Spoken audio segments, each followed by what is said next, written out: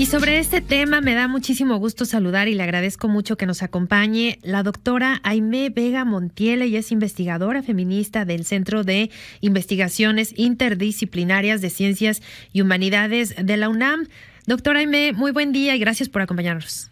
Hola Sheila, ¿qué tal? Muy buenos días, gracias a ustedes y buenos días al auditorio. Pues, doctora, pues una cifra que de verdad es alarmante, preocupante, 24,600 mujeres desaparecidas hasta el día de hoy en nuestro país. Esta serie de medidas que ayer anuncia la autoridad federal, ¿qué perspectiva tiene sobre estas medidas? ¿Cree que sean suficientes, al menos por el momento, para empezar? Pues por empezar digo, porque realmente es un tema que hasta ahora se le está tomando mucho más relevancia. Bueno, a ver, tú lo has señalado acá, medidas como la anunciada el día de ayer resultan no solamente insuficientes, sino al no formar parte de una política integral, pues desafortunadamente podemos anticipar que muy poco podrán hacer frente a pues eso, una situación terrible, muy lamentable, que es que incrementa la violencia contra las mujeres y las niñas en el país. Pues eso lo hemos señalado insistentemente al tratarse de un problema estructural sostenido por la impunidad del Estado y por el poder que tienen los grupos criminales. Resulta, insisto, insuficiente este tipo de medidas. Las cifras dadas el día de ayer por las autoridades provenientes del Secretariado Ejecutivo Nacional, ya decías tú, en el caso de desapariciones, 24,600 desapariciones de mujeres y niñas en el país. Nos decían 700 mujeres denuncian violencia familiar en este país diariamente, 57 denuncias diarias por violación, y durante el semestre registramos casi 27,000 mujeres víctimas de violencia, de algún delito. La gran mayoría les decían por lesiones dolosas, pero también feminicidios y homicidios dolosos. Nos muestran que no se están haciendo bien en este país. No obstante, contamos con la Ley General de Acceso a las Mujeres a una Vida Libre de Violencia, que con esta perspectiva integral constituye la hoja de ruta para impulsar de manera integral políticas de prevención, atención, sanción, para apuntar a la eliminación de la violencia contra las mujeres. Y eso lo que demanda es no solamente la existencia, sino el fortalecimiento de mecanismos que fueron impulsados por la propia ley, pero lo que hemos visto a partir de sus inicios de 2019 es el debilitamiento y en algunos casos la desaparición de esos mecanismos. Por ejemplo, registramos a principios de 2019 esta circular, este decreto presidencial que mandata la eliminación de todos los programas institucionales que vinculaban a las organizaciones de la sociedad civil, y esto ha impactado pues desafortunadamente en la atención que estas propias organizaciones, por ejemplo a través de los refugios, daban directamente a mujeres víctimas de violencia.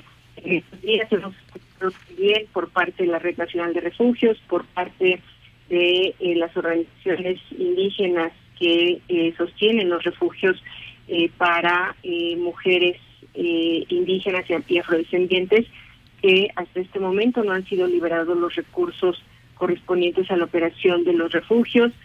También se mencionaba ayer en esta conferencia de prensa, o se les preguntaba a estos funcionarios, el estatus del presupuesto para el programa PAIMEF, que es el que pues literalmente sostiene a la mayoría de los institutos que operan a nivel municipal y estatal. Tampoco ha sido liberado. Entonces, medidas como la que anuncia la secretaria, que es esta existencia, esta creación más bien del Banco de datos, yo insisto, resultan insuficientes, pero además que se contradicen con otras medidas que están impulsando. Por ejemplo, a nivel legislativo se intenta legislar el consentimiento. Entonces sabemos que el consentimiento ha resultado ser un mecanismo de impunidad para los agresores, y en los casos de violencia sexual, en los casos de feminicidio, esta figura ha jugado en beneficio de los perpetradores de violencia contra las mujeres. Entonces, ustedes lo han narrado, estaba yo escuchando hace unos momentos las cifras que ustedes mencionaban. Hemos visto estos casos, incluso casos que fueron citados el día de ayer por la secretaria, casos emblemáticos de violencia contra niñas, adolescentes y mujeres jóvenes. Pues lo que evidencian es que la propia realidad se nos planta en la cara en relación a la violencia contra las mujeres en este país. Así es, y como bien comenta, pues pues yo le llamaría doble discurso, que por un lado sí se reducen recursos para refugios, por ejemplo, pero por otro se dice que se hará un plan, una estrategia homologada, que es lo que, muchos colectivos y muchos institutos, expertos académicos han pedido, pues porque hay una descoordinación muy importante entre fiscalías, incluso de estados, entre gobiernos de estados. A veces se politiza, a veces se da prioridad a otros temas y no a este. Entonces es importante que ahora sí, como ayer lo decía Carla Quintana también en su intervención, que pues es momento de verdad tomar en serio y dejar todo lo demás a un lado para pues realmente atender de fondo este problema, y que no quede pues en un discurso más, y que pues tal vez los medios o la sociedad en general se puede volcar en un caso en específico. Ya lo veíamos en días pasados con el caso de Devani, pero pues hay miles más que siguen mujeres desaparecidas, niñas desaparecidas, y pues que también hay que ponerle foco a todos los demás casos. Así es, y aquí quiero hacer mención a dos temas. El día de ayer, por ejemplo, mencionaba la secretaria que por primera vez ha habido una disminución en el registro del delito de feminicidio, que bajó en el mes de marzo en un 34.8%. Pero el asunto es también, uno de los llamados que hemos hecho insistentemente al secretariado es que las fiscalías registran, la mayoría continúan registrando como homicidios dolosos los que en realidad son feminicidios. Sí. La mayoría de las fiscalías continúan sin investigar las desapariciones de niñas, adolescentes, mujeres jóvenes y mujeres adultas como posible trata. Entonces, aquí también nos enfrentamos a un sistema de justicia que continúa sin adoptar esta perspectiva de género, y adoptarla significa capacitar, construir capacidades entre el personal de este sistema de procuración de justicia para poner a las víctimas en el centro. Ese es un comentario, y el otro está relacionado con la situación, pues eso tan alarmante que representa, con lo alarmante que representa la desaparición de miles de niñas, de mujeres adolescentes menores de edad en este país, y hecho que está ligado a la trata con fines de explotación sexual. Entre los casos que mencionaba el día de ayer la secretaria, está uno que me parece emblemático, que expone esta situación, y es en Oaxaca el caso de una adolescente que es contactada a través de sus redes sociales por una persona que está ligada a un grupo criminal, ¿no? Y esta menor es secuestrada y por fines de explotación sexual. Vamos a ver, México es uno de los primeros productores de pornografía infantil en el mundo, es uno de los 3 primeros países también a nivel internacional con los índices más elevados de explotación sexual, En México, las niñas deben consentir una relación sexual a partir de los 12 años, de acuerdo a lo que establece la ley. De nueva cuenta, hay figuras como el consentimiento, o ahora nos dicen la libertad sexual, miles de casos que están siendo denunciados de filtración de imágenes íntimas de estas mujeres, de estas menores de edad, que como nos dicen, pues bueno, consintieron, entonces ya no hay delito que perseguir.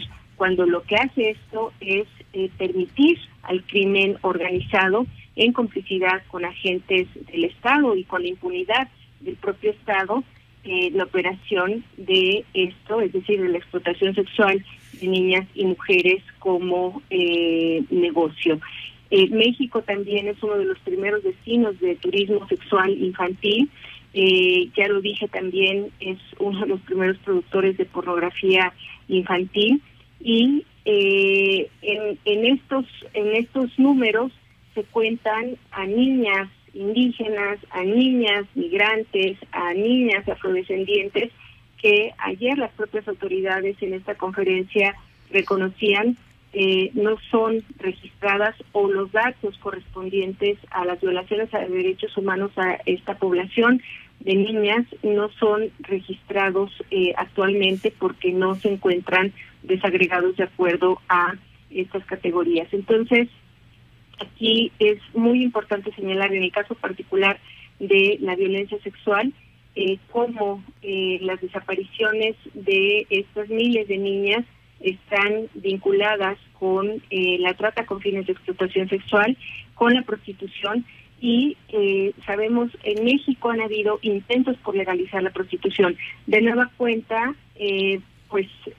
resulta contradictorio que se nos presenten medidas como la existencia de este banco de datos, cuando al mismo tiempo los propios partidos, las propias autoridades están continúan en su intento de legalizar el negocio de la explotación sexual, al que denominan como prostitución o trabajo sexual. Entonces, y ojo con esto, no quiero yo desde luego que se interprete que desde el feminismo estamos en contra de los derechos de las mujeres que están en una situación de prostitución. Eso nunca ha sucedido, sino más bien a lo que apuntamos es a la eliminación de una estructura, en este caso del sistema prostitucional, que está detrás de la desaparición, de la mayor parte de desapariciones de estas niñas y adolescentes.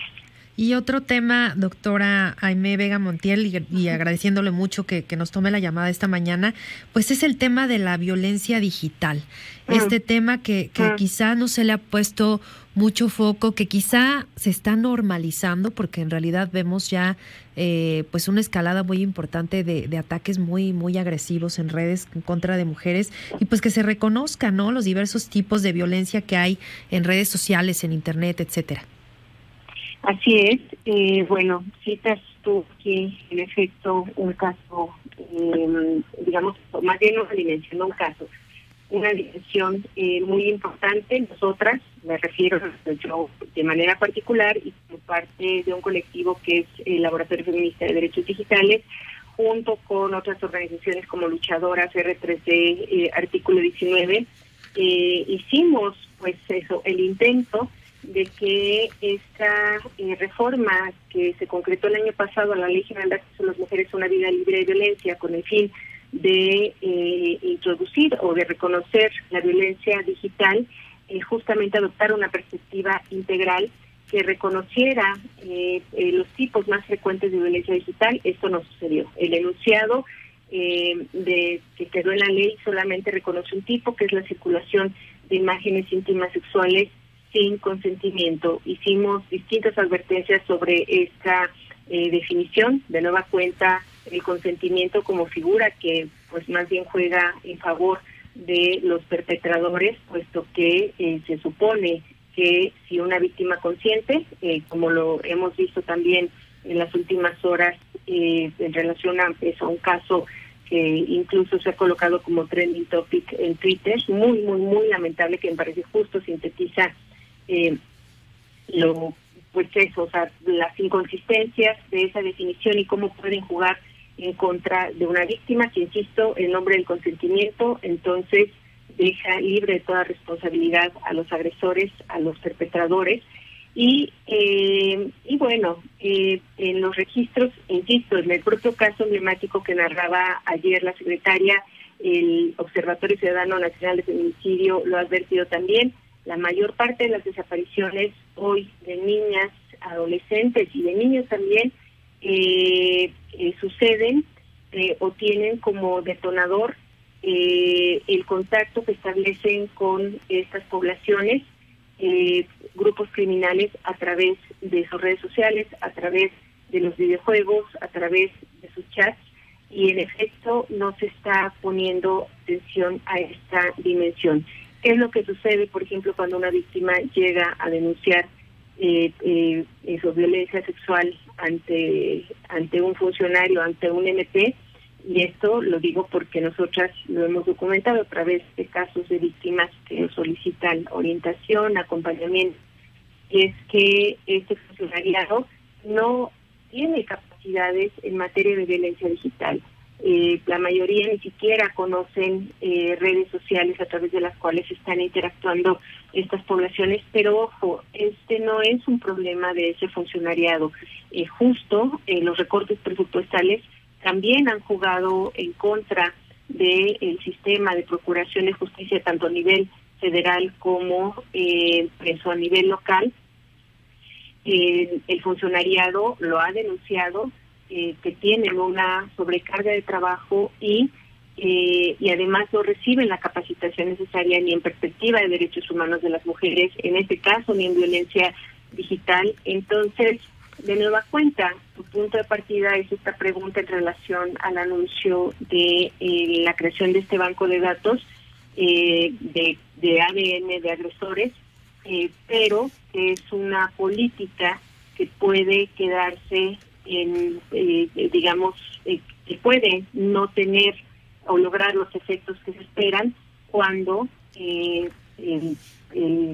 contexto nos está señalando que hay muchas deficiencias, muchas inconsistencias por parte de estos sistemas de procuración, derivadas en buena medida de los recortes presupuestales, pero también de la falta de un enfoque de derechos humanos que ponga a las víctimas en el centro. Y finalmente decir, creo que lo mencionabas tú al principio, en relación en particular a este banco de datos, han habido advertencias de defensoras de derechos humanos, de organizaciones de la sociedad civil, acerca del riesgo que esto representa, la violación de los derechos humanos de los agresores, y también porque otro de los riesgos es la venta de esa información en el mercado negro, ¿no? Hemos aquí en este país se han documentado insistentemente o recurrentemente más bien casos donde información personal, información confidencial es después comercializada en el mercado negro y digamos eso. Ayer a la propia secretaria vi la conferencia de prensa, le preguntaba una periodista cómo iba a operar ese banco de datos. Ella no lo sabía, ¿no? Ella decía que esto apenas era un proyecto que iban a empezar a explorar. Entonces, el llamado que hacemos desde las organizaciones feministas, desde organizaciones de mujeres defensoras, es que las autoridades ante esta situación de emergencia nacional requieren, o más bien eso, les exigimos el adoptar este enfoque integral que establece la Ley General de Acceso a las Mujeres a una vida libre de violencia, garantizando que los recursos que se requieren para impulsar esta política de prevención, atención y sanción puedan operar correctamente. No necesitamos inventarnos el hilo negro, no necesitamos crear políticas públicas aisladas. La ley establece perfectamente la hoja de ruta. Lo que se requiere es que las autoridades se apeguen a la ley, pero insistimos, si al mismo tiempo se están debilitando los mecanismos existentes, pues difícilmente propuestas como esta del banco de datos podrán redundar en beneficio de las víctimas y de su acceso a la justicia. Pues doctora Aimee Vega Montiel, investigadora feminista del Centro de Investigaciones Interdisciplinarias de Ciencias y Humanidades de la UNAM, le agradezco mucho sus reflexiones y por supuesto que vamos a dar puntual seguimiento a la implementación ya de estas medidas que aún están pues en proyecto, algunas de ellas, como bien nos narraba. Por lo pronto, mil gracias por habernos acompañado esta mañana. Gracias a ustedes, que tengan buen día. Muy buen día.